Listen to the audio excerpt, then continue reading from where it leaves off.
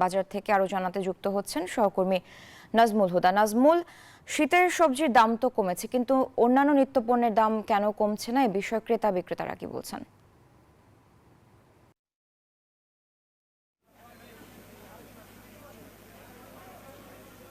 সারা, আপনাকে ধন্যবাদ। আপনি যেমনটি বলছেন, এই মুহূর্তে রয়েছে আশুলিয়ার পল্লী বিদ্যুৎ কাঁচাবাজার এলাকা, এবং আমরা দেখেছি সকাল থেকেই কিন্তু এই বাজারে কিন্তু প্রতিটা সবজির দামে কিন্তু, যেহেতু শীতকালীন সবজি বাজারে ভরপুর, তারপরেও কিন্তু সবজির দাম বেড়েছে। আমরা যদি দেখাই যে পাতাকপি 60 টাকা কেজি বিক্রি করা হচ্ছে, পেঁপে 60 টাকা কেজি বিক্রি হচ্ছে, মূলা 30 টাকা, মিষ্টি লাউ যেটা 60 টাকা কেজি, টমেটো বিক্রি করা হচ্ছে 140 টাকা কেজি, এবং আলু বিক্রি করা হচ্ছে এখানে পুরাতন আলু 80 টাকা আর নতুন আলু হচ্ছে 120 টাকা, এবং বেগুন কিন্তু 100 টাকা কেজি, এবং করল্লা বিক্রি হচ্ছে 100 টাকা কেজি। অন্য যেসব সবজি সবই কিন্তু আসলে অন্য যেমন 60 টাকার নিচে এখানে কোনো সবজি নাই, বা আমরা দেখেছি শসাও কিন্তু 80 টাকা কেজি, এবং প্রতি পিস লাউ বিক্রি করা হচ্ছে 80 টাকা।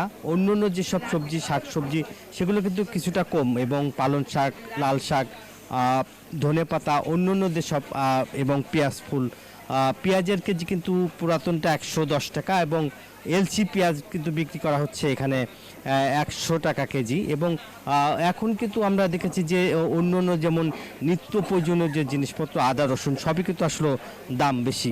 আপনার সাথে যদি একটু কথা বলতে চাই, বেগুন কত করে বেচছেন এই বড় বেগুনটা? 60 টাকা।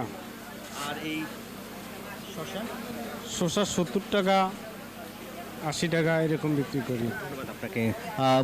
বলছিলেন যে এখানকার যারা ব্যবসায়ী, তারা কিন্তু আসলে বলছে যে 60 টাকার নিচে এখন আপাতত এই মুহূর্তে এই সময়ে কিন্তু আসলে যেটা বলা হচ্ছে 60 টাকার নিচে যে সবজি নেই। তারপরে অন্য যে সবজি সবই কিন্তু আসলে দাম বেশ ভালোই। নাজমুল, আপনাকে ধন্যবাদ।